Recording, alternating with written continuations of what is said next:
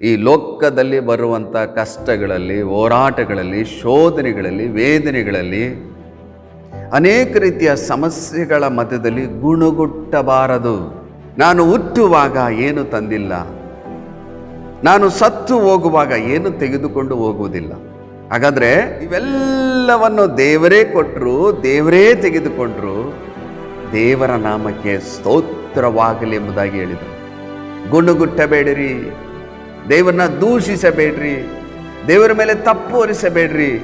ದೇವರು ಒಳ್ಳೆಯವನು, ಒಳ್ಳೆಯದನ್ನೇ ಮಾಡುವವನಾಗಿದ್ದಾನೆ. ವಾಕ್ಯದಲ್ಲಿ ನೋಡ್ತೇವೆ, ಇದೆಲ್ಲದರಲ್ಲಿಯೂ ಯೋಬನು ಪಾಪ ಮಾಡಲಿಲ್ಲ, ದೇವರ ಮೇಲೆ ತಪ್ಪು ಹೊರಿಸಲಿಲ್ಲ.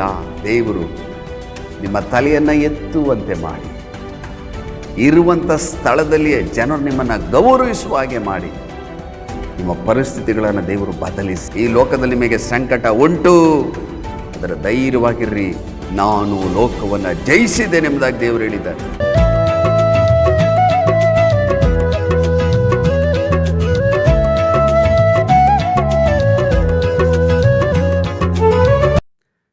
ಕರ್ತನಲ್ಲಿ ಪ್ರಿಯರಾದವರೇ, ದೇವರ ಜೀವವುಳ್ಳ ವಾಕ್ಯವನ್ನು ಧ್ಯಾನ ಮಾಡಲು ಯೇಸು ಕ್ರಿಸ್ತನ ಅತಿ ಮಧುರವಾದ ನಾಮದಲ್ಲಿ ನಿಮ್ಮನ್ನು ಪ್ರೀತಿಯಿಂದ ನಾವು ಸ್ವಾಗತ ಮಾಡುತ್ತೇವೆ.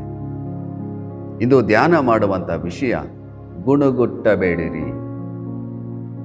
ಈ ಲೋಕದಲ್ಲಿ ಬರುವಂಥ ಕಷ್ಟಗಳಲ್ಲಿ, ಹೋರಾಟಗಳಲ್ಲಿ, ಶೋಧನೆಗಳಲ್ಲಿ, ವೇದನೆಗಳಲ್ಲಿ, ಅನೇಕ ರೀತಿಯ ಸಮಸ್ಯೆಗಳ ಮಧ್ಯದಲ್ಲಿ ಗುಣಗುಟ್ಟಬಾರದು. ಗುಣಗುಟ್ಟುವಾಗ ಏನಾಗ್ತದೆ? ದೇವರ ಮೇಲೆ ಇರುವಂಥ ಭಕ್ತಿ, ವೈರಾಗ್ಯ ಅದು ಕಮ್ಮಿ ಆಗ್ತದೆ. ದೇವರು ಅವನಿಗೆ ಕೊಟ್ಟಿರುವಂಥ ಅಭಿಷೇಕದ ಪ್ರಮಾಣ ಅದು ಕಮ್ಮಿ ಆಗ್ತದೆ. ಅವನು ಎಲ್ಲವನ್ನ ಕಳಕೊಳ್ಳುತ್ತಾನೆ. ಗುಣಗುಟ್ಟಬಾರದು.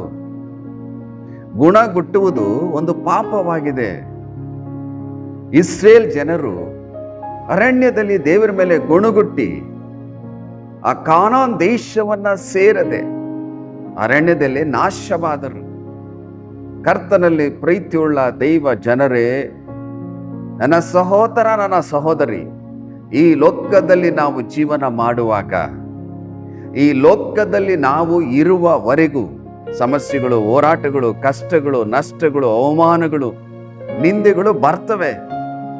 ಅವೆಲ್ಲದರ ಮೇಲೆ ದೇವರು ನಮಗೆ ಜಯವನ್ನ ಇಟ್ಟಿದ್ದಾರೆ. ಆತನು ಜಯವನ್ನ ಕ್ರಿಸ್ತ ಯೇಸುವಿನ ಮೂಲಕ ನಮಗೆ ಕೊಟ್ಟಿದ್ದಾರೆ. ಆದ್ದರಿಂದ ಗುಣಗುಟ್ಟದೆ ದೇವರಲ್ಲಿ ದೃಢವಾದ ನಂಬಿಕೆಯನ್ನಿಟ್ಟು ನಾವು ದೇವರನ್ನೇ ದೃಷ್ಟಿಸುವಾಗ ಈ ಲೋಕದಲ್ಲಿ ನಮಗೆ ಬರುವಂಥ ಎಲ್ಲ ಹೋರಾಟಗಳಿಂದ, ಶೋಧನೆಗಳಿಂದ, ವೇದನೆಗಳಿಂದ, ಕಷ್ಟಗಳಿಂದ, ಸಮಸ್ಯೆಗಳಿಂದ ಬಿಡುಗಡೆಯನ್ನ ದೇವರು ಅನುಗ್ರಹಿಸಿಕೊಡ್ತಾನೆ. ದೇವರಿಂದ ನಾವು ಹೊಂದಿಕೊಳ್ಳಲು ಸಾಧ್ಯ. ನೋಡ್ರಿ ಪ್ರಿಯರೇ, ಯೋಬನ ಪುಸ್ತಕ 1ನೇ ಅಧ್ಯಾಯ 21ರಿಂದ 22 ವಚನದಲ್ಲಿ, ಏನು ಇಲ್ಲದವನಾಗಿ ತಾಯಿಯ ಗರ್ಭದಿಂದ ಬಂದೆನು, ಏನು ಇಲ್ಲದವನಾಗಿ ಗತಿಸಿ ಹೋಗುವೆನು. ಯೆಹೋವನೇ ಕೊಟ್ಟನು, ಯೆಹೋವನೇ ತೆಗೆದುಕೊಂಡನು, ಯೆಹೋವನ ನಾಮಕ್ಕೆ ಸ್ತೋತ್ರವಾಗಲಿ ಎಂದು ಹೇಳಿದನು. ಇದೆಲ್ಲದರಲ್ಲಿಯೂ ಯೋಬನು ಪಾಪ ಮಾಡಲಿಲ್ಲ, ದೇವರ ಮೇಲೆ ತಪ್ಪು ಹೊರಿಸಲು ಇಲ್ಲ ಎಂಬುದಾಗಿ ನೋಡುತ್ತೇವೆ. ಯೋಬನ ಪುಸ್ತಕವನ್ನ ನೀವು ಓದಿ ನೋಡ್ರಿ.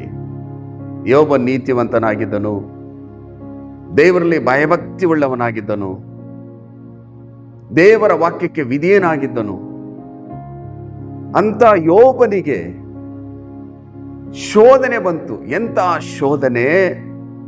ಒಂದೇ ದಿನದಲ್ಲಿ ತನ್ನ ಮಕ್ಕಳನ್ನು, ತನ್ನ ಆಸ್ತಿಯನ್ನು, ಎತ್ತುಗಳನ್ನು, ಒಂಟೆಗಳನ್ನು, ಕುರಿಗಳನ್ನು, ತನಗಿದ್ದಂಥ ಎಲ್ಲ ಆಸ್ತಿಯನ್ನ ಕಳ್ಳಕೊಂಡನು. ನೋಡ್ರಿ, ಎಂಥ ಶೋಧನೆ ಯೋಬನಿಗೆ ಬಂತು. ಆಗ ಯೋಬನು ಹೇಳುವಂಥ ಮಾತು ಗಮನವಿಟ್ಟು ಕೇಳಿಸಿಕೊಳ್ಳ್ರಿ. ನಾನು ಏನು ಇಲ್ಲದವನಾಗಿ ತಾಯಿಯ ಗರ್ಭದಿಂದ ಬಂದೆನು, ಏನೂ ಇಲ್ಲದವನಾಗಿ ಗತಿಸಿ ಹೋಗುವೆನು. ಯೆಹೋವನೇ ಕೊಟ್ಟನು, ಯೆಹೋವನೇ ತೆಗೆದುಕೊಂಡನು, ಯೆಹೋವನ ನಾಮಕ್ಕೆ ಸ್ತೋತ್ರವಾಗಲಿ ಎಂದು ಹೇಳಿದನು. ಹಲ್ಲೇಲೂಯಾ. ದೇವರ ಪರಿಶುದ್ಧವಾದ ನಾಮಕ್ಕೆ ಸ್ತೋತ್ರವಾಗಲಿ. ನಾನು ಹುಟ್ಟುವಾಗ ಏನು ತಂದಿಲ್ಲ, ನಾನು ಸತ್ತು ಹೋಗುವಾಗ ಏನು ತೆಗೆದುಕೊಂಡು ಹೋಗುವುದಿಲ್ಲ. ಹಾಗಾದ್ರೆ ಇವೆಲ್ಲವನ್ನು ದೇವರೇ ಕೊಟ್ಟರು, ದೇವರೇ ತೆಗೆದುಕೊಂಡ್ರು. ದೇವರ ನಾಮಕ್ಕೆ ಸ್ತೋತ್ರವಾಗಲಿ ಎಂಬುದಾಗಿ ಹೇಳಿದನು. ನೋಡ್ರಿ, ದೇವರನ್ನ ಘನಪಡಿಸಿದನು. ಅವನ ಸೊತ್ತನ್ನೆಲ್ಲ ಕಳಕೊಂಡರು. ಯೋಬನು ದೇವರ ನೋಡಿ ಗುಣಗುಟ್ಟಲಿಲ್ಲ, ದೇವರನ್ನ ದೂಷಿಸಲಿಲ್ಲ. ದೇವರೇ, ಯಾಕೆ ನನ್ನ ಕುಟುಂಬದಲ್ಲಿ ಇಂಥ ಶೋಧನೆಯನ್ನ ನೀನು ಬರಮಾಡಿದೆ ಎಂಬುದಾಗಿ ದೇವರನ್ನ ಕೇಳಲಿಲ್ಲ, ಗುಣಗುಟ್ಟದೆ. ದೇವರೇ ಕೊಟ್ಟರು, ದೇವರೇ ತೆಗೆದುಕೊಂಡ್ರು. ದೇವರಿಗೆ ಸ್ತೋತ್ರ ಎಂಬುದಾಗಿ ಹೇಳ್ತಾನೆ. ಯೋಬನು ದೇವರ ಮೇಲೆ ಗುಣಗುಟ್ಟಲಿಲ್ಲ, ದೇವರನ್ನ ದೂಷಿಸಲಿಲ್ಲ. ನನ್ನ ಜೀವಿತದಲ್ಲಿ ಯಾಕೆ ಅಂತ ಶೋಧನೆಯನ್ನು ಅನುಮತಿಸಿದೆ ಎಂಬುದಾಗಿ ಕೇಳದೆ ದೇವರೇ ಕೊಟ್ಟರು, ದೇವರೇ ತೆಗೆದುಕೊಂಡ್ರು. ದೇವರ ನಾಮಕ್ಕೆ ಸ್ತೋತ್ರ ಎಂಬುದಾಗಿ ದೇವರನ್ನ ಘನಪಡಿಸಿದನು. ಕರ್ತನಲ್ಲಿ ಪ್ರೀತಿಯುಳ್ಳ ದೈವ ಜನರೇ, ನನ್ನ ಸಹೋದರ, ನನ್ನ ಸಹೋದರಿ, ನಿಮಗೆ ಹೋರಾಟಗಳು ಬರುವಾಗ ದೇವರು ಜಯವನ್ನ ಇಟ್ಟಿದ್ದಾರೆ. ನಿಮಗೆ ಶೋಧನೆಗಳು ಬರುವಾಗ ಅದರ ಮೇಲೆ ಜಯವನ್ನ ದೇವರು ಇಟ್ಟಿದ್ದಾರೆ. ನಿಮ್ಮ ಕಷ್ಟಗಳು ಬರುವಾಗ ಕಷ್ಟದಿಂದ ದೇವರು ಬಿಡುಗಡೆಯನ್ನು ಇಟ್ಟಿದ್ದಾರೆ. ನಿಮಗೆ ಅವಮಾನ ನಿಂದೆಗಳು ಆಗುವಾಗ ಎರಡಷ್ಟು ಮಾನವನ್ನ ನಿಮಗಿಟ್ಟಿದ್ದಾರೆ. ಗುಣಗುಟ್ಟಬೇಡಿರಿ, ದೇವರನ್ನ ದೂಷಿಸಬೇಡ್ರಿ, ದೇವರ ಮೇಲೆ ತಪ್ಪು ಹೊರಿಸಬೇಡ್ರಿ. ದೇವರು ಒಳ್ಳೆಯವನು, ಒಳ್ಳೆಯದನ್ನೇ ಮಾಡುವವನಾಗಿದ್ದಾನೆ. ವಾಕ್ಯದಲ್ಲಿ ನೋಡ್ತೇವೆ, ಇದೆಲ್ಲದರಲ್ಲಿಯೂ ಯೋಬನು ಪಾಪ ಮಾಡಲಿಲ್ಲ, ದೇವರ ಮೇಲೆ ತಪ್ಪು ಹೊರಿಸಲಿಲ್ಲ. ಹಾಗಾದ್ರೆ ನೀವೇನ್ ಮಾಡಬೇಕು? ಈ ಲೋಕದಲ್ಲಿ ಜೀವನ ಮಾಡುವಾಗ ನನ್ನ ಜೀವಿತ, ನನ್ನ ಕುಟುಂಬ ದೇವರ ಹಸ್ತದಲ್ಲಿದೆ. ಈ ಲೋಕದಲ್ಲಿ ಏನೇ ಸಮಸ್ಯೆಗಳು ಬಂದರೂ, ಹೋರಾಟಗಳು ಬಂದರೂ ನನ್ನ ಕರ್ತನು ಬಿಡಿಸಲು ಶಕ್ತನಾಗಿದ್ದಾನೆ. ಕರ್ತನ ದೃಷ್ಟಿಯಲ್ಲಿ ನಾನು ಅಮೂಲ್ಯವಾದ ವ್ಯಕ್ತಿ. ನನ್ನನ್ನು ಆತನು ಮರೆಯುವುದಿಲ್ಲ. ನನ್ನ ಜೀವಿತದಲ್ಲಿ ಏನು ಸಮಸ್ಯೆಗಳು ಬಂದರೂ ಅದರ ಮೇಲೆ ಬಿಡುಗಡೆಯನ್ನ, ಜಯವನ್ನ ದೇವರು ನನಗಿಟ್ಟಿದ್ದಾರೆ. ದೇವರ ಪರಿಶುದ್ಧ ನಾಮಕ್ಕೆ ಸ್ತೋತ್ರವಾಗಲಿ ಎಂಬುದಾಗಿ ನೀವು ಹೇಳುವಾಗ ನೀವು ದೇವರನ್ನ ಘನಪಡಿಸ್ತೀರ, ದೇವರನ್ನ ಮಹಿಮೆ ಪಡಿಸ್ತೀರ. ಇದನ್ನೇ ದೇವರು ನಿಮ್ಮ ಜೀವಿತದಲ್ಲಿ ಎದುರು ನೋಡ್ತಿದ್ದಾರೆ. ಅನೇಕ ಜನರು ನನಗೆ ಹೇಳುವುದುಂಟು, ಅಯ್ಯೋ, ಎಷ್ಟು ವರ್ಷಗಳಿಂದ ನನ್ನ ಮಕ್ಕಳಿಗೆ ಮದುವೆ ಆಗಲಿಲ್ಲ, ಹುಡುಗನ್ನ ಹುಡುಕ್ತಾ ಇದ್ದೇವೆ ಸಿಕ್ಕಲಿಲ್ಲ, ಹುಡುಗಿ ಹುಡುಕ್ತಾ ಇದ್ದೇವೆ ಸಿಕ್ಕಲಿಲ್ಲ, ಇನ್ನು ಮನೆ ಕಟ್ಟಲು ಆಗಲಿಲ್ಲ, ಉತ್ತಮವಾದ ಕೆಲಸ ಇಲ್ಲ, ನಾನು ಎಷ್ಟೊಂದು ಪ್ರಾರ್ಥನೆ ಮಾಡ್ತಿದ್ದೀನಿ, ನನ್ನ ಪ್ರಾರ್ಥನೆಗೆ ಉತ್ತರ ಇಲ್ಲ, ಯಾಕೆ ಯಾಕೆ ಎಂಬುದಾಗಿ ದೇವರ ಮೇಲೆ ಗುಣಗುಟ್ಟುತ್ತಾರೆ. ಗುಣಗುಟ್ಟಬೇಡಿರಿ. ಸಮಸ್ಯೆಗಳು ಬಂದಾಗ ಕರ್ತನನ್ನೇ ದೃಷ್ಟಿಸಿರಿ, ಕರ್ತನನ್ನೇ ಸ್ತುತಿಸಿರಿ. ದೇವರೇ, ನಿನ್ನ ನಾಮಕ್ಕೆ ಸ್ತೋತ್ರವಾಗಲಿ. ನನ್ನ ಜೀವಿತ ನಿನ್ನ ಕೈಯಲ್ಲಿದೆ. ನನ್ನನ್ನು ಈ ಲೋಕದಲ್ಲಿ ಅದ್ಭುತಕರವಾಗಿ, ಅತಿಶಯಕರವಾಗಿ ನಡೆಸಲು ನೀನು ಶಕ್ತನಾಗಿದ್ದಿ. ನಿನಗೆ ಸ್ತೋತ್ರ ಎಂಬುದಾಗಿ ಹೇಳಿ ದೇವರನ್ನ ಘನಪಡಿಸುವಾಗ, ದೇವರನ್ನ ಆರಾಧಿಸುವಾಗ ನಿಮ್ಮ ಜೀವಿತದಲ್ಲಿ ದೇವರು ಅದ್ಭುತಗಳನ್ನು ಮಾಡ್ತಾನೆ. ಪರಿಸ್ಥಿತಿಗಳು ಬದಲಾವಣೆ ಆಗುತ್ತದೆ. ನೋಡ್ರಿ ಪ್ರಿಯರೇ, ಯೋಬನೆಲ್ಲವನ್ನ ಕಳೆದುಕೊಂಡನು, ದೇವರ ಮೇಲೆ ತಪ್ಪು ಹೊರಿಸಲಿಲ್ಲ, ಗುಣಗಟ್ಟಲಿಲ್ಲ. ಅದೇ ಯೋಬನ ಪುಸ್ತಕ ಕೊನೆಯ ಅಧ್ಯಾಯವನ್ನು ನೀವು ಓದಿ ನೋಡುವಾಗ ಯೋಬನ ಪರಿಸ್ಥಿತಿಯನ್ನು ದೇವರು ಬದಲಿಸಿ ಯೋಬನ ಜೀವಿತದಲ್ಲಿ 2ರಷ್ಟು ಆಶೀರ್ವಾದವನ್ನ ದೇವರು ಅನುಗ್ರಹಿಸಿಕೊಟ್ಟರು. ಅದೇ ರೀತಿಯಲ್ಲಿ ಸಮಸ್ಯೆಗಳು ಬರುವಾಗ ಕರ್ತನನ್ನೇ ದೃಷ್ಟಿಸುವಾಗ ನಿಮ್ಮ ಪರಿಸ್ಥಿತಿಗಳನ್ನು ಬದಲಿಸಿ 2ರಷ್ಟು ನಿಮ್ಮನ್ನು ಆಶೀರ್ವದಿಸಿ ಉನ್ನತಿಗೆ ಕರ್ತನು ತರುತ್ತಾನೆ. ನೋಡ್ರಿ, ಇಬ್ರಿಯರಿಗೆ ಬರೆದ ಪತ್ರಿಕೆ 10ನೇ ಅಧ್ಯಾಯ 35-36 ವಚನದಲ್ಲಿ, ಹಾಗಾದರೆ ನಿಮ್ಮ ಧೈರ್ಯವನ್ನು ಬಿಟ್ಟು ಬಿಡಬೇಡ್ರಿ, ಅದಕ್ಕೆ ಮಹಾ ಪ್ರತಿಫಲ ಉಂಟು. ದೇವರ ಚಿತ್ತವನ್ನು ನೆರವೇರಿಸಿ ವಾಗ್ದಾನದ ಫಲವನ್ನು ಹೊಂದಬೇಕಾದರೆ ನಿಮಗೆ ತಾಳ್ಮೆ ಬೇಕು ಎಂಬುದಾಗಿ ದೇವರ ವಾಕ್ಯದಲ್ಲಿ ನಾವು ನೋಡುತ್ತೇವೆ. ಹಾಗಾದ್ರೆ ನಿಮ್ಮ ಧೈರ್ಯವನ್ನ ಬಿಟ್ಟು ಬಿಡಬೇಡ್ರಿ, ಅದಕ್ಕೆ ಮಹಾ ಪ್ರತಿಫಲ ಉಂಟು. ಸಮಸ್ಯೆಗಳಲ್ಲಿ ಧೈರ್ಯವಾಗಿರ್ರಿ, ಹೋರಾಟಗಳಲ್ಲಿ ಧೈರ್ಯವಾಗಿರ್ರಿ. ನಿಮಗೆಂಥ ಸಮಸ್ಯೆಗಳು ಬಂದರೂ, ಅದು ಎಷ್ಟು ದೊಡ್ಡ ಸಮಸ್ಯೆಗಳಿದ್ದರೂ ದೇವರು ಬಿಡಿಸಲು ಶಕ್ತನಾಗಿದ್ದಾನೆ. ಯಾಕೆಂದರೆ ಲೋಕದಲ್ಲಿ ಇರುವವನಿಗಿಂತಲೂ ನಮ್ಮಲ್ಲಿರುವ ಆತನು ಹೆಚ್ಚಿನವನಾಗಿದ್ದಾನೆ. ಆದ್ದರಿಂದ ಸಮಸ್ಯೆ ನೋಡಿ ಭಯಪಡದೆ ಧೈರ್ಯವಾಗಿರ್ರಿ, ಅದಕ್ಕೆ ಮಹಾಪ್ರತಿಫಲ ಉಂಟು ಎಂಬುದಾಗಿ ದೇವರ ವಾಕ್ಯದಲ್ಲಿ ನೋಡ್ತೇವೆ. ದೇವರ ಚಿತ್ತವನ್ನು ನೆರವೇರಿಸಿ ವಾಗ್ದಾನದ ಫಲವನ್ನು ಹೊಂದಬೇಕಾದ್ರೆ ನಿಮಗೆ ತಾಳ್ಮೆ ಬೇಕು. ಹಾಗಾದ್ರೆ ಕಷ್ಟಗಳ ಮಧ್ಯದಲ್ಲಿ, ಶೋಧನೆಗಳ ಮಧ್ಯದಲ್ಲಿ, ವೇದನೆಗಳ ಮಧ್ಯದಲ್ಲಿ ದೇವರನ್ನ ದೃಷ್ಟಿಸುತ್ತಾ ತಾಳ್ಮೆಯಿಂದ ಇರುವಾಗ, ದೇವರಲ್ಲಿ ನಂಬಿಕೆ ಇಟ್ಟುಕೊಂಡು ಇರುವಾಗ, ದೇವರಲ್ಲಿ ಪ್ರಾರ್ಥನೆ ಮಾಡುತ್ತಿರುವಾಗ, ಮಾತ್ರವಿಲ್ಲದೆ ದೇವರೇ ಈ ಸಮಸ್ಯೆಗಳಿಂದ ಬಿಡುಗಡೆ ಕೊಡಲು ನೀನು ಶಕ್ತನೆಂಬುದಾಗಿ ಹೇಳುವಾಗ ಖಂಡಿತವಾಗಲು ನಿಮ್ಮ ಜೀವಿತದಲ್ಲಿ 2ರಷ್ಟು ಆಶೀರ್ವಾದವನ್ನು, 2ರಷ್ಟು ಜಯವನ್ನು ಕೊಟ್ಟು ನೀವಿರುವಂಥ ಸ್ಥಳದಲ್ಲಿಯೇ ಎಲ್ಲ ಸಮಸ್ಯೆಗಳಿಂದ ಬಿಡುಗಡೆ ಕೊಟ್ಟು ನಿಮ್ಮನ್ನು ಸಾಕ್ಷಿಯಾಗಿ ನಿಲ್ಲಿಸ್ತಾರೆ. ಸಮಸ್ಯೆಗಳು ಬಂದಾಗ ಗುಣಗುಟ್ಟಬೇಡ್ರಿ. ಅನೇಕ ಜನರು ಗುಣಗುಡ್ತಾರೆ. ನನ್ನ ಕುಟುಂಬದಲ್ಲಿ ಯಾಕೆ ಈ ಸಮಸ್ಯೆ ಬಂತು, ಈ ಸಮಸ್ಯೆಗಳನ್ನು, ಈ ಹೋರಾಟಗಳನ್ನು ದೇವರು ನನ್ನ ಕುಟುಂಬದಲ್ಲಿ ಯಾಕೆ ಅನುಮತಿಸಿದರು, ಈ ಸಮಸ್ಯೆಗಳಲ್ಲಿ ಎಷ್ಟು ಕಣ್ಣೀರು ಸುರಿಸ್ತೇನೆ, ರಾತ್ರಿ ಎಲ್ಲ ನಿದ್ದೆ ಮಾಡುವುದಿಲ್ಲ, ವೇದನೆ ಪಡುತ್ತೇನೆ, ಯಾಕೆ ನನ್ನ ಕುಟುಂಬದಲ್ಲಿ ದೇವರು ಇಂಥ ಸಮಸ್ಯೆಯನ್ನು ಅನುಮತಿಸಿದರು ಎಂಬುದಾಗಿ ದೇವರ ಮೇಲೆ ಅನೇಕ ಜನರು ಗುಣಗುಟ್ಟುತ್ತಾರೆ. ಗುಣಗುಟ್ಟಬೇಡ್ರಿ. ದೇವರ ಸನ್ನಿಧಿಯಲ್ಲಿ ತಾಳ್ಮೆಯಿಂದ ಇರುವಾಗ, ನಿಮ್ಮ ತಾಳ್ಮೆಯನ್ನು ದೇವರು ನೋಡಿ, ದೇವರನ್ನ ನಂಬಿಕೊಂಡಿರುವಾಗ, ಕರ್ತನಲ್ಲಿ ದೃಢವಾಗಿರುವಾಗ ಕರ್ತನು ನಿಮ್ಮ ಪರಿಸ್ಥಿತಿಗಳನ್ನು ಬದಲಿಸುತ್ತಾನೆ.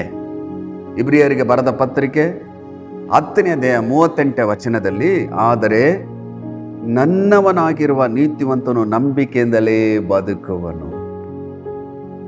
ಎಷ್ಟು ಸುಂದರವಾಗಿ ಬರೆಯಲ್ಪಟ್ಟಿದೆ ನೋಡ್ರಿ. ನನ್ನವನಾಗಿರುವ ನೀತಿವಂತನು ನಂಬಿಕೆಯಿಂದ ಬದುಕುವನು. ಹಾಗಾದರೆ ಸಮಸ್ಯೆಗಳ ಮಧ್ಯದಲ್ಲಿ, ಹೋರಾಟಗಳ ಮಧ್ಯದಲ್ಲಿ, ಕಷ್ಟಗಳ ಮಧ್ಯದಲ್ಲಿ, ಅಗತ್ಯತೆಗಳ ಮಧ್ಯದಲ್ಲಿ, ನಿಮಗೆ ಅನೇಕ ವಿಧವಾದ ತೊಂದರೆಗಳ ಮಧ್ಯದಲ್ಲಿ ಗುಣಗುಟ್ಟದೆ ನಂಬಿಕೆಯಿಂದ ಇರುವಾಗ, ನನ್ನವನಾಗಿರುವ ನೀತಿವಂತನು ನಂಬಿಕೆಯಿಂದಲೇ ಬದುಕುವನು. ಕರ್ತನಲ್ಲಿ ಪ್ರಿಯರಾದವರೇ, ಪ್ರೀತಿಯುಳ್ಳ ದೈವ ಜನರೇ, ನನ್ನ ಸಹೋದರ, ನನ್ನ ಸಹೋದರಿ, ನಿಮ್ಮ ಕುಟುಂಬದಲ್ಲಿ ಹೋರಾಟಗಳು, ಕಷ್ಟಗಳು, ವೇದನೆಗಳು, ಶೋಧನೆಗಳು, ಕಣ್ಣೀರಿದೆಯೋ, ದೇವರು ಇಂದು ಈ ವಾಕ್ಯದ ಮೂಲಕ ನಿಮ್ಮೊಟ್ಟಿಗೆ ಮಾತನಾಡ್ತಿದ್ದಾರೆ. ಗುಣಗುಟ್ಟಬೇಡ್ರಿ.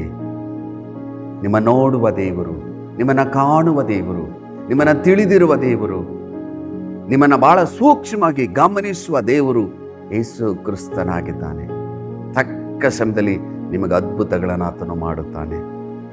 ತಕ್ಕ ಸಮಯದಲ್ಲಿ ನಿಮಗೆ ಬಿಡುಗಡೆಯನ್ನು ಕೊಟ್ಟು ನೀವಿರುವಂಥ ಸ್ಥಳದಲ್ಲಿ ನಿಮ್ಮನ್ನು ಉನ್ನತಿಗೆ ತಂದು ಸಾಕ್ಷಿಯಾಗಿ ನಿಲ್ಲಿಸುತ್ತಾನೆ. ಗುಣಗುಟ್ಟಬೇಡ್ರಿ. ನೀವು ದೇವರಲ್ಲಿ ನಂಬಿಕೊಂಡಿರುವಾಗ ದೇವರು ನಿಮಗೆ ಅದ್ಭುತಗಳನ್ನು ಮಾಡ್ತಾನೆ. ಹಾಗಾದರೆ ದೇವರ ಸನ್ನಿಧಿಯಲ್ಲಿ ಕಾದಿದ್ದು ಆತನ ಘನಪಡಿಸಬೇಕು. ದೇವರ ಸನ್ನಿಧಿಯಲ್ಲಿ ತಾಳ್ಮೆಯಿಂದ ಇದ್ದು ಆತನ ಘನಪಡಿಸಬೇಕು. ದೇವರ ನಂಬಿಕೊಂಡು ಆತನ ಘನಪಡಿಸಬೇಕು. ದೇವರ ವಾಕ್ಯವನ್ನು ಧ್ಯಾನಿಸುತ್ತಾ, ವಾಗ್ದಾನ ಮಾಡಿದ ದೇವರು ನಂಬಿಗಸ್ತನಾಗಿದ್ದಾನೆ. ದೇವರು ಏನನ್ನ ಹೇಳಿದಾರೋ ಅದನ್ನು ನನ್ನ ಜೀವಿತದಲ್ಲಿ ಮಾಡೇ ಮಾಡ್ತಾರೆ ಎಂಬುದಾಗಿ ನೀವು ನಂಬಿಕೊಂಡಿರುವಾಗ, ನಂಬಿಕೆಯ ಮೂಲಕ ದೇವರನ್ನ ಘನಪಡಿಸುವಾಗ, ದೇವರು ಖಂಡಿತವಾಗಲು ನಿಮ್ಮ ಜೀವಿತಗಳಲ್ಲಿ ಅದ್ಭುತಗಳನ್ನು ಮಾಡಿ, ನಿಮ್ಮ ಜೀವಿತದಲ್ಲಿ ದೇವರು ಎಷ್ಟು ಮಹೋನ್ನತ ದೇವರೆಂಬುದಾಗಿ ನೀವು ತಿಳುಕೊಳ್ಳಿಕ್ಕಾಗುವಂತೆ ದೇವರು ನಿಮ್ಮನ್ನು ಏರಳವಾಗಿ ಆಶೀರ್ವಾದ ಮಾಡುತ್ತಾನೆ. ನೋಡ್ರಿ ಪ್ರಿಯರೇ, ಕೀರ್ತನೆಗಳ ಪುಸ್ತಕ 3ನೇ ಅಧ್ಯಾಯ 3ರಿಂದ 4 ವಚನದಲ್ಲಿ, ಆದರೂ ಯೆಹೋವನೇ, ನೀನು ನನ್ನನ್ನು ಕಾಯುವ ಗುರಾಣಿ, ನೀನು ನನ್ನ ಗೌರವಕ್ಕೆ ಆಧಾರನು, ನನ್ನ ತಲೆಯನ್ನು ಎತ್ತುವಂತೆ ಮಾಡುವವನು ಆಗಿದ್ದಿ. ನಾನು ಯೆಹೋವನಿಗೆ ಮೊರೆಯಿಡುವಾಗ ಆತನು ತನ್ನ ಪರಿಶುದ್ಧ ಪರ್ವತದಿಂದ ಸದುತ್ತರವನ್ನು ಅನುಗ್ರಹಿಸುತ್ತಾನೆ ಎಂಬುದಾಗಿ ದಾವೀದನು ಅವನಿಗಿರುವಂಥ ಆ ಕಷ್ಟದ ಪರಿಸ್ಥಿತಿಯಲ್ಲಿ, ಅವನಿಗಿರುವಂಥ ಹೋರಾಟದಲ್ಲಿ, ಅವನಿಗೆ ಬಂದಂಥ ಶೋಧನೆಯಲ್ಲಿ ಈ ಮಾತುಗಳನ್ನು ಆತನು ಹೇಳ್ತಾನೆ. ಆದರೂ ಯೆಹೋವನೇ, ನೀನು ನನ್ನನ್ನು ಕಾಯುವ ಗುರಾಣಿ, ನೀನು ನನ್ನ ಗೌರವಕ್ಕೆ ಆಧಾರನು, ನನ್ನ ತಲೆಯನ್ನು ಎತ್ತುವಂತೆ ಮಾಡುವವನು ನೀನೇ ಆಗಿದ್ದಿ. ಹಲ್ಲೆಲೂಯ. ನನ್ನ ತಲೆಯನ್ನು ಎತ್ತುವವನು ನೀನು ಸ್ವಾಮಿ. ಈಗ ನನ್ನ ತಲೆ ತಗ್ಗಿಸಲ್ಪಟ್ಟಿದೆ. ನಾನು ಶೋಧನೆಗಳಲ್ಲಿ, ವೇದನೆಗಳಲ್ಲಿ ನನ್ನ ತಲೆಯನ್ನು ತಗ್ಗಿಸಿಕೊಂಡು ನಾನು ವೇದನೆ ಪಡ್ತಿದ್ದೇನೆ. ನನ್ನ ತಲೆಯನ್ನು ಎತ್ತುವವನು ನೀನು. ಮಾತ್ರವಲ್ಲದೆ ಆತನು ಹೇಳ್ತಾನೆ, ನೀನು ನನ್ನ ಗೌರವಕ್ಕೆ ಆಧಾರನು. ಕರ್ತನಲ್ಲಿ ಪ್ರೀತಿಯುಳ್ಳ ದೈವ ಜನರೇ, ಈ ದಾವೀದನು ದೇವರು ನೋಡಿ ಈ ಮಾತನ್ನು ಹೇಳ್ತಾನೆ, ನೀನು ನನ್ನನ್ನು ಕಾಯುವ ಗುರಾಣಿ, ನನ್ನ ತಲೆಯನ್ನ ಎತ್ತುವವನು ನೀನೇ. ಹಾಗಾದರೆ ಪ್ರಿಯರೇ, ದೇವರು ನಿಮ್ಮ ತಲೆಯನ್ನ ಎತ್ತುವಂತೆ ಮಾಡಿ, ಇರುವಂಥ ಸ್ಥಳದಲ್ಲಿಯೇ ಜನರು ನಿಮ್ಮನ್ನು ಗೌರವಿಸುವ ಹಾಗೆ ಮಾಡಿ, ನಿಮ್ಮ ಪರಿಸ್ಥಿತಿಗಳನ್ನು ದೇವರು ಬದಲಿಸಿ ನಿಮ್ಮನ್ನು ಆಶೀರ್ವದಿಸುತ್ತಾನೆ. ಗುಣಗುಟ್ಟಬೇಡ್ರಿ. ನಾನು ಯಾವಾಗಲೂ ಹೇಳ್ತಿರುತ್ತೇನೆ, ಈ ಲೋಕದಲ್ಲಿ ಇರುವವರೆಗೂ ಕಷ್ಟಗಳು, ಕಣ್ಣೀರುಗಳು, ಬಾಧೆಗಳು, ಬಡತನಗಳು, ಹೋರಾಟಗಳು, ಶೋಧನೆಗಳು, ವೇದನೆಗಳು ಬರ್ತವೆ. ದೇವರ ವಾಕ್ಯದಲ್ಲಿ ಬಹಳ ಸ್ಪಷ್ಟವಾಗಿ ಬರೆಯಲ್ಪಟ್ಟಿದೆ, ಈ ಲೋಕದಲ್ಲಿ ನಿಮಗೆ ಸಂಕಟ ಉಂಟು, ಅದರ ಧೈರ್ಯವಾಗಿರ್ರಿ, ನಾನು ಲೋಕವನ್ನು ಜಯಿಸಿದ್ದೇನೆ ಎಂಬುದಾಗಿ ದೇವರು ಹೇಳಿದ್ದಾರೆ. ಹಾಗಾದರೆ ನಿಮಗೆ ಬರುವಂಥ ಎಲ್ಲ ಹೋರಾಟಗಳಲ್ಲಿ ದೇವರು ಜಯವನ್ನು ಸಿದ್ಧ ಮಾಡಿ ಇಟ್ಟಿದ್ದಾರೆ. ನೀವು ಗುಣಗುಟ್ಟುವಾಗ ಆ ಜಯವನ್ನು ಕಳೆದುಕೊಳ್ತೀರಿ. ನೀವು ಗುಣಗುಟ್ಟುವಾಗ ಆಶೀರ್ವಾದವನ್ನು ಕಳೆದುಕೊಳ್ತೀರಿ. ನೀವು ಗುಣಗುಟ್ಟುವಾಗ ದೇವರ ಮೇಲಿರುವಂಥ ನಂಬಿಕೆಯನ್ನು ಕಳೆದುಕೊಳ್ತೀರಿ. ದೇವರ ಮೇಲಿರುವಂಥ ಭಕ್ತಿ ವೈರಾಗ್ಯವನ್ನು ಕಳೆದುಕೊಳ್ತೀರಿ. ಗುಣಗುಟ್ಟದೆ ಸಮಸ್ಯೆಗಳು ಬಂದಿದೆ, ಇದರ ದೇವರು ನನಗೆ ಬಿಡುಗಡೆಯನ್ನು ಕೊಡ್ತಾರೆ. ನನಗೆ ಹೋರಾಟಗಳು ಬಂದಿದೆ, ಇದರ ಮೇಲೆ ಜಯವನ್ನು ದೇವರು ನನಗೆ ಕೊಡ್ತಾರೆ. ನಿಮ್ಮ ಬಾಯಲ್ಲಿ ಇದನ್ನು ಹೇಳಬೇಕು. ನನ್ನ ಪರಿಸ್ಥಿತಿ ಇದ್ದ ಹಾಗೆ ಇರುವುದಿಲ್ಲ, ನನ್ನ ಪರಿಸ್ಥಿತಿಯನ್ನು ದೇವರು ಬದಲಿಸುತ್ತಾರೆ. ನನ್ನ ತಲೆಯನ್ನು ದೇವರು ಎತ್ತುವಂತೆ ಮಾಡುತ್ತಾರೆ. ದೇವರು ನನ್ನ ಜೀವಿತದಲ್ಲಿ ಅದ್ಭುತಗಳನ್ನು, ಅತಿಶಯಗಳನ್ನು ಖಂಡಿತವಾಗಲೂ ಮಾಡಿ ನನ್ನನ್ನು ಈ ಸ್ಥಳದಲ್ಲಿ ಘನಪಡಿಸ್ತಾರೆ ಎಂಬುದಾಗಿ ಹೇಳುವಾಗ ಖಂಡಿತವಾಗಲು ನಿಮ್ಮ ಜೀವಿತದಲ್ಲಿ ದೇವರ ಅದ್ಭುತಗಳನ್ನು, ಅತಿಶಯಗಳನ್ನು ಮಾಡಲು ಶಕ್ತನಾಗುತ್ತಾನೆ. ಕರ್ತನಲ್ಲಿ ಪ್ರೀತಿಯುಳ್ಳ ದೈವ ಜನರೇ, ಸೋತು ಹೋಗಬೇಡ್ರಿ, ಕುಗ್ಗಿ ಹೋಗಬೇಡ್ರಿ. ನನ್ನ ಕರ್ತ ನನಗಿದ್ದಾನೆ. ಎಲ್ಲ ಸಮಸ್ಯೆಗಳಿಂದ ಬಿಡುಗಡೆಯನ್ನು ಕೊಡಲು ನನ್ನ ಕರ್ತನು ಶಕ್ತನಾಗಿದ್ದಾನೆ ಎಂಬುದಾಗಿ ನೀವು ನಂಬ್ರಿ. ಈ ವಾಕ್ಯವನ್ನು ಕೇಳಿಸಿಕೊಳ್ತಿರುವಂಥ ನೀವುಗಳು ಒಂದು ವೇಳೆ ಕಷ್ಟದಲ್ಲಿರಬಹುದು, ಶೋಧನಲ್ಲಿರಬಹುದು, ಶರೀರದಲ್ಲಿ ಅನಾರೋಗ್ಯ ಇರಬಹುದು, ಕುಟುಂಬದಲ್ಲಿ ಸಮಾಧಾನವಿಲ್ಲದೆ ಒಬ್ಬರೇ ಕುಳಿತುಕೊಂಡು ನೀವು ಆಳುತ್ತಿರಬಹುದು. ದೇವರು ವಾಕ್ಯದ ಮೂಲಕ ನಿಮ್ಮೊಟ್ಟಿಗೆ ಮಾತನಾಡ್ತಿದ್ದಾರೆ. ನಿಮ್ಮ ಪರಿಸ್ಥಿತಿಯನ್ನು ಖಂಡಿತವಾಗಲೂ ದೇವರು ಬದಲಿಸಿ, ನಿಮ್ಮನ್ನು ಖಂಡಿತವಾಗಲೂ ಆಶೀರ್ವದಿಸಿ, ಆತ ನಿಮ್ಮನ್ನು ಸ್ಥಿರಪಡಿಸಿ, ನಿಮ್ಮ ತಲೆ ಎತ್ತುವಂತೆ ಮಾಡಿ ದೇವರು ನಿಮ್ಮನ್ನು ಉನ್ನತಿಗೆ ತಂದು ಆ ಸ್ಥಳದಲ್ಲಿ ಸಾಕ್ಷಿಯಾಗಿ ನಿಲ್ಲಿಸ್ತಾನೆ ಎಂಬುದಾಗಿ ನೀವು ನಂಬ್ರಿ. ನೀವು ನಂಬುವಾಗ ದೇವರ ಮಹಿಮೆಯನ್ನು ನೀವು ನಿಮ್ಮ ಜೀವಿತದಲ್ಲಿ ಅನುಭವಿಸಲು ಸಾಧ್ಯ. ನೋಡ್ರಿ ಪ್ರಿಯರೇ, ಯೆಶಾಯನ ಪ್ರವಾದನ ಗ್ರಂಥ 61ನೇ 7ನೇ ವಚನದಲ್ಲಿ, ನಿಮಗಾದ ಅವಮಾನಕ್ಕೆ ಬದಲಾಗಿ 2ರಷ್ಟು ಮಾನವನ್ನು ಹೊಂದುವಿರಿ. ಹಲ್ಲೆಲೂಯ. ದೇವರ ಪರಿಶುದ್ಧವಾದ ನಾಮಕ್ಕೆ ಸ್ತೋತ್ರವಾಗಲಿ. ನಿಮಗಾದ ಅವಮಾನಕ್ಕೆ ಬದಲಾಗಿ 2ರಷ್ಟು ಮಾನ. ಹಾಗಾದರೆ ನಿಮಗೆ ನಷ್ಟವಾಗಿದೆಯೋ, 2ರಷ್ಟು ದೇವರು ಆಶೀರ್ವಾದವನ್ನು ಕೊಡ್ತಾರೆ. ನೀವು ಶೋಧನೆಯಲ್ಲಿ, ವೇದಲ್ಲಿದ್ದೀರೋ, 2ರಷ್ಟು ಜಯವನ್ನು ದೇವರು ನಿಮಗೆ ಕೊಡ್ತಾರೆ. ನಿಮ್ಮ ಜೀವಿತದಲ್ಲಿ ಏನು ಸಮಸ್ಯೆಗಳಿದ್ರು ಆ ಸಮಸ್ಯೆಗಳಿಂದ ಬಿಡುಗಡೆ ಕೊಟ್ಟು ನಿಮ್ಮನ್ನು ಉನ್ನತಿಗೆ ತರ್ತಾರೆ. ನೀವು ದೇವರ ಮೇಲೆ ನಂಬಿಕೆ ಇಟ್ಟು ಈ ದೇವರ ವಾಕ್ಯಗಳನ್ನು ನಂಬಿ, ದೇವರೇ ನಿನ್ನ ವಾಗ್ದಾನ ಮಾಡಿದ ದೇವರು ನಂಬಿಗಸ್ತನಾಗಿದೆ, ನೀವೇನನ್ನ ಹೇಳ್ತೀರೋ ಅದನ್ನು ಮಾಡುವ ದೇವರು. ನಾನು ನಂಬ್ತೇನೆ. ನನ್ನ ಪರಿಸ್ಥಿತಿ ಇದ್ದ ಹಾಗೆ ಇರುವುದಿಲ್ಲ, ನನ್ನ ಪರಿಸ್ಥಿತಿ ಬದಲಾವಣೆ ಆಗ್ತದೆ. ದೇವರೇ, ಈ ವಾಕ್ಯದ ಮೂಲಕ ನನ್ನೊಟ್ಟಿಗೆ ಮಾತನಾಡ್ತೀರಿ. ನಾನು ನಿನ್ನನ್ನು ನಂಬುತ್ತೇನೆ. ನಾನು ಗುಣಗೊಟ್ಟುವುದಿಲ್ಲ, ನಾನು ದೇವರನ್ನ ದೂಷಿಸುವುದಿಲ್ಲ. ದೇವರ ಮುಂದೆ ಒಂದು ಒಡಂಬಡಿಕೆ ಮಾಡಿರಿ. ದೇವರೇ, ನಾನು ಗುಣಗೊಟ್ಟುವುದಿಲ್ಲ, ನಾನು ನಿನ್ನನ್ನು ದೂಷಿಸುವುದಿಲ್ಲ. ಕಷ್ಟಗಳಲ್ಲಿ, ಕಣ್ಣೀರುಗಳಲ್ಲಿ, ಬಾಧೆಗಳಲ್ಲಿ, ಬಡತನಗಳಲ್ಲಿ ಇಲ್ಲಿವರೆಗೂ ನನ್ನ ದಾಟಿಸಿದ್ದಿ. ಈ ಸಮಸ್ಯೆಗಳಿಂದ ಬಿಡುಗಡೆ ಕೊಡಲು ನೀನು ಶಕ್ತನಾಗಿದ್ದಿ. ನಾನು ನಿನ್ನ ನಂಬುತ್ತೇನೆ. ನಾನು ನಿನ್ನನ್ನೇ ದೃಷ್ಟಿಸುತ್ತೇನೆ. ನಿನ್ನನ್ನು ನಾನು ಪ್ರೀತಿಸುತ್ತೇನೆ. ನಿನ್ನನ್ನು ಆರಾಧಿಸ್ತೇನೆ. ನಿನ್ನನ್ನು ನಂಬುತ್ತೇನೆ. ನೀನು ನನಗೆಲ್ಲವಾಗಿದ್ದಿ. ನನ್ನ ತಲೆಯನ್ನು ಎತ್ತುವಂತೆ ಮಾಡುವ ದೇವರು ನೀನು. ನನ್ನ ಗೌರವಕ್ಕೆ ಆಧಾರ ನೀನು. ನನಗೆ ಸರ್ವವೂ ನೀನು. ಈ ಎಲ್ಲ ಸಮಸ್ಯೆಗಳಿಂದ ಬಿಡುಗಡೆ ಕೊಡಲು ನೀನು ಶಕ್ತನಾಗಿದ್ದಿ ಎಂಬುದಾಗಿ ದೇವರ ಮುಂದೆ ಒಡಂಬಡಿಕೆ ಮಾಡಿ ಪ್ರಾರ್ಥನೆ ಮಾಡುವಾಗ ನಿಮ್ಮ ಪರಿಸ್ಥಿತಿಗಳು ಬದಲಾವಣೆ ಆಗುವುದನ್ನು ನೀವು ನೋಡಬಹುದು. ಬನ್ನಿ ಪ್ರಿಯರೇ, ನಾನು ನಿಮಗೋಸ್ಕರ ಪ್ರಾರ್ಥಿಸುತ್ತೇನೆ.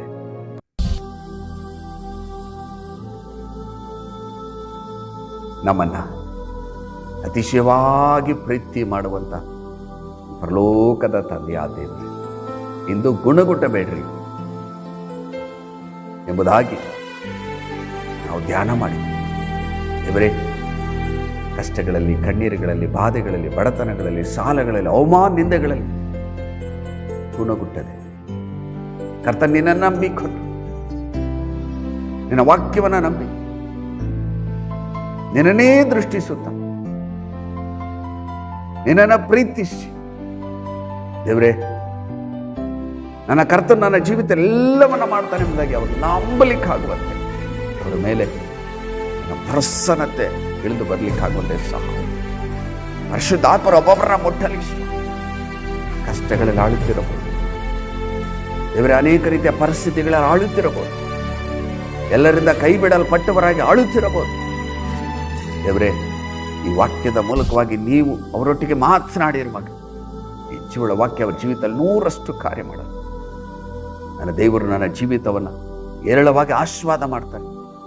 ನಾನು ಇದ್ದ ಹಾಗೆ ಇರುವುದಿಲ್ಲ, ನನ್ನ ಪರಿಸ್ಥಿತಿ ಬದಲಾವಣೆ ಆಗ್ತದೆ ಎಂದಾಗ ಅವ್ರು ನಂಬಲಿಕ್ಕಾಗ್ತದೆ. ಅವರ ಹೃದಯದಲ್ಲಿ ನಂಬಿಕೆಯನ್ನು ಹುಟ್ಟಿಸಿ ಪೂರೈಸಿ, ಮಾತ್ರವಲ್ಲದೆ ಅವರ ಪರಿಸ್ಥಿತಿಗಳನ್ನು ಬದಲಿಸಿ, ಅವರನ್ನ ಬಲಪಡಿಸಿರಿ, ಆಶೀರ್ವಾದ ಮಾಡಿ. ಯೋಬನ ಪರಿಸ್ಥಿತಿಯನ್ನು ಬದಲಿಸಿ 2ರಷ್ಟು ಆಶೀರ್ವಾದ ಮಾಡಿ. ಯಾರ್ಯಾರು ಕಷ್ಟದಲ್ಲಿ, ಕಣ್ಣೀರಲ್ಲಿ, ಬಾಧೆಯಲ್ಲಿ, ಬಡತನದಲ್ಲಿ, ಸಾಲದಲ್ಲಿ, ಅವಮಾನ ನಿಂದೆಗಳಲ್ಲಿದ್ದಾರೋ ಅವರ ಪರಿಸ್ಥಿತಿಗಳನ್ನು ಬದಲಿಸಿ ಕರ್ತನೆ 2ರಷ್ಟು ಆಶೀರ್ವಾದ ಮಾಡಿ. ಅನಾರೋಗ್ಯದಲ್ಲಿರುವುದಾದರೆ ಬಿಡುಗಡೆ ಕೊಟ್ಟು ಆಶೀರ್ವಾದ ಮಾಡಿ. ಸೋತು ಹೋಗಿರುವುದಾದರೆ ಸ್ವಾಮಿ ಬಲಪಡಿಸಿ ಆಶೀರ್ವಾದ. ಈಗಲೇ ಪ್ರಾರ್ಥನೆ ಕೇಳಿ ಅದನ್ನು ನೀವು ಮಾಡಿದ್ದಕ್ಕಾಗಿ ಸ್ತೋತ್ರ. ಎಸಪ್ಪ, ನಿನ್ನ ಮುದಾದ ನಾಮದಲ್ಲಿ ಏನೇ ತಿಂದಲು ತಾಳ್ಮೆಂದಲು ಬೇಡಿ ಹೊಂದಿಕೊಡ್ತೇವೆ ಉಳ್ಳ ತಂದೆ. ಆಮೇನ್, ಆಮೇನ್. ಕರ್ತನಲ್ಲಿ ಪ್ರಿಯರಾದವರೇ, ದೇವರ ಜೀವುಳ್ಳ ವಾಕ್ಯವನ್ನು ಕೇಳಿಸಿಕೊಂಡಿದ್ದೀರಿ. ಮರಿಬೇಡ್ರಿ, ಸಮಸ್ಯೆಗಳ ಮಧ್ಯದಲ್ಲಿ, ಹೋರಾಟದ ಮಧ್ಯದಲ್ಲಿ ಗುಣಗುಟ್ಟದೆ ಕರ್ತನನ್ನೇ ದೃಷ್ಟಿಸುತ್ತೆ. ಕರ್ತನ ಮೇಲೆ ದೃಢವಾದ ನಂಬಿಕೆ ನಿಟ್ಟು ಪ್ರಾರ್ಥನೆ ಮಾಡುವಾಗ ನಿಮ್ಮ ಜೀವಿತದಲ್ಲಿ ಆಶೀರ್ವಾದಗಳನ್ನು, ಬಿಡುಗಡೆಯನ್ನು ನೀವು ಹೊಂದಿಕೊಳ್ಳಲು ಸಾಧ್ಯ. ಇನ್ನೊಂದು ಅಮೂಲ್ಯವಾದ ವಾಕ್ಯದೊಟ್ಟಿಗೆ ನಿಮ್ಮನ್ನು ಸಂಧಿಸುವವರೆಗೂ ದೇವರ ಕೃಪೆ, ದೇವರ ಶಾಂತಿ, ದೇವರ ಸಮಾಧಾನ, ಪರಿಶುದ್ಧಾತ್ಮನ ಆಳ್ವಿಕೆ, ಪರಿಶುದ್ಧಾತ್ಮನ ಒಡೆತನ ನಿಮ್ಮೊಟ್ಟಿಗಿರಲಿ. ದೇವರು ತನ್ನ ಚಿತ್ತಂತೆ ನಿಮ್ಮನ್ನು ಹೇರಳವಾಗಿ ಆಶೀರ್ವದಿಸಲಿ. God bless you.